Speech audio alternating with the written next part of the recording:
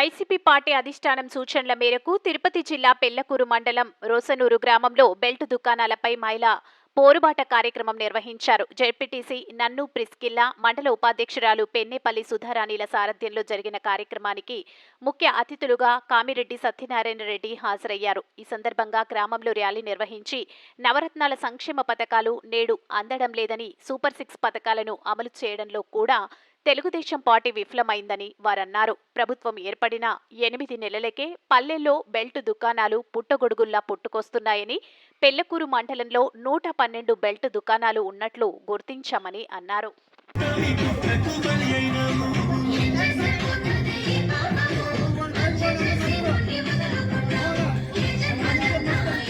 పెళ్లకూరు మండలంలోని రోసనూరు గ్రామంలో మహిళ అందరికీ పేరు పేరున నా యొక్క నమస్కారాలు తెలియజేసుకుంటున్నాము.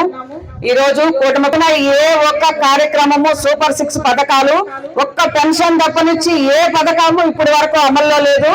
అమ్మా, ఒక మహిళగా మీతో మాట్లాడుతున్నాను. మీరే మాట్లాడాలి నాతో. ఇప్పుడు మీకు అమ్మఒడి వస్తుందా లేదా? 5 సంవత్సరాలు మన జగనన్న పిల్లలు వస్తుందా లేదా? ఇప్పుడు తల్లికి వందనం అని చెప్పారు.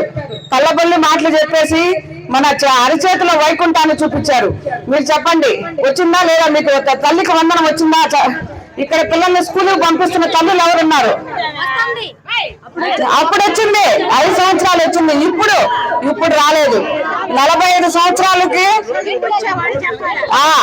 మీరు తీసుకున్న వాళ్ళు చెప్పండి.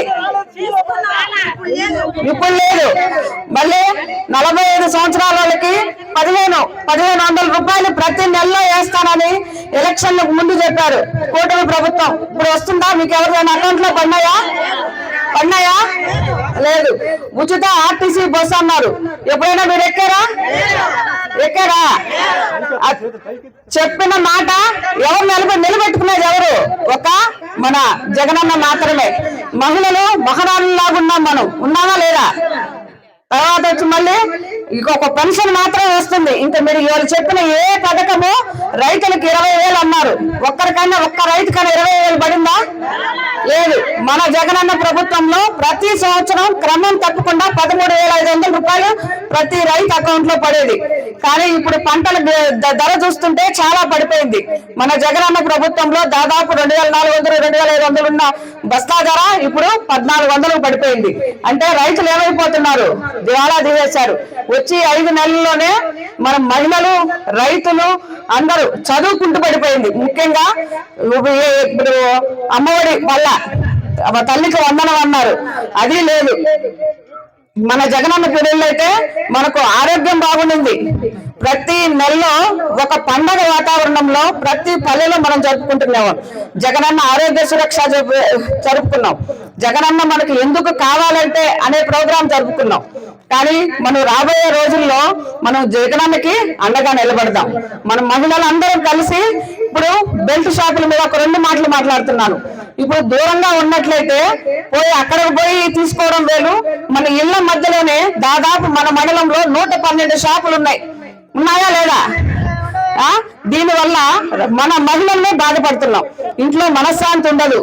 ఆర్థికంగా మన ఆరోగ్యపరంగా నష్టపోతున్నాం. పిల్లల చదువులు నష్టపోతున్నాయి.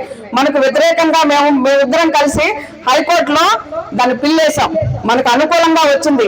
ఎక్కడ బెల్ట్ షాపులు ఉన్నా మాకు తెలియజేస్తే మేము పోలీస్ స్టేషన్లో కంప్లైంట్ ఇస్తాం. అందరము మన జగనన్న మన కోసం త్వరలో మన ఒక్కొక్క నియోజకవర్గానికి రాబోతున్నాడు. మహిళలు అందరం మనం గెలిపించుకున్నామా లేదా? జై జగన్.